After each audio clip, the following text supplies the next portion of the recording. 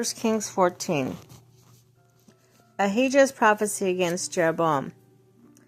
At the time, Abijah son of Jeroboam became ill, and Jeroboam said to his wife, "Go disguise yourself so you won't be recognized as the wife of Jeroboam. Then go to Shiloh. Ahijah the prophet is there, the one who told me I would be king over his people. Take 10 loaves of bread with you and some cakes and a jar of honey, and go to him. He will tell you what will happen to the boy." So Jeroboam's wife did what he said and went into Ahijah's house in Shiloh.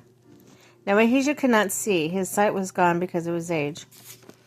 But the Lord had told Ahijah, "Jeroboam's wife is coming to ask you about her son, for he is ill, and you are to give her such and such answer.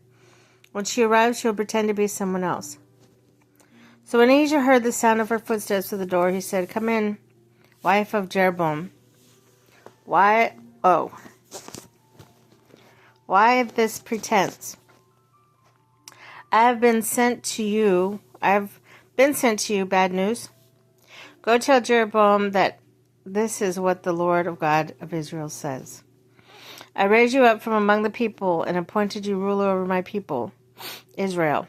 I tore the kingdom away from the house of David and gave it to you, but you have not been like thy servant David, who has kept my commands and followed me with his heart, doing only what was right in my eyes. You have done more evil than all who lived before you. You have made yourself other gods, idols made of metal. You have aroused my anger and turned your back on me. Because of this, I'm going to bring disaster upon the house of Jeroboam. I will cut off from Jeroboam every last male in Israel, slave or free. I will burn up the house of Jeroboam as one burns dung until it's all gone. Dogs will eat those belongings to Jeroboam who die in the city, and the birds will feed on those who die in the country. The Lord has spoken. As for you, go back home. When you set foot in your city, the boy will die. All Israel will mourn for him and bury him. He's the only one belonging to Jeroboam will be buried, because he's the only one in the house of Jeroboam in whom the Lord, the God of Israel, has found anything good. The Lord will raise up for himself a king over Israel who will cut off the family of Jeroboam. Even now this is beginning to happen. And the Lord will strike Israel so that it will be like a reed swaying in the water. He'll uproot Israel from its good land that he gave to their ancestors and scatter them beyond the Euphrates River, because they aroused the Lord's anger by making Asherah poles. And he will give Israel up because of the sins Jeroboam has committed and has caused Israel to commit.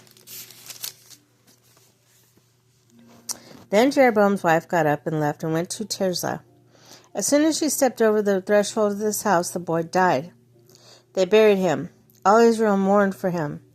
As the Lord has said through the servant Ahijah, the other events of Jeroboam's reign, his wars, and how he ruled are written in the book of the annals of the king of Israel. He reigned for 22 years, and then rested with his ancestors.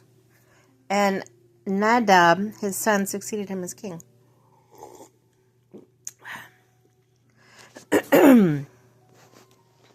Rehoboam, king of Judah. Rehoboam, son of Solomon, was king of Judah. He was 41 years old when he became king, and he reigned 17 years in Jerusalem, the city of the Lord, chosen of all the tribes of Israel, in which to put his name. His mother's name was Naaman. She was an Ammonite. Judah did evil in the eyes of the Lord. By the sins they committed, they stirred up his jealous anger more than those who were before them had done. They also set up for themselves high places, sacred stones, and Asherah poles on every high hill and under every spreading tree. There are even male shrine prostitutes in the land. The people engaged in all detestable practices of all nations, and the Lord had driven out before the Israelites. In the 5th year of the king Rehoboam, Shishak, king of Egypt, attacked Jerusalem. He carried off the treasures of the temple of the Lord and the treasures of the royal palace. He took everything, including the gold shields Solomon had made. So King Rehoboam made bronze shields and replaced them, and assigned these to the commanders of the guard on duty at the entrance of the royal palace.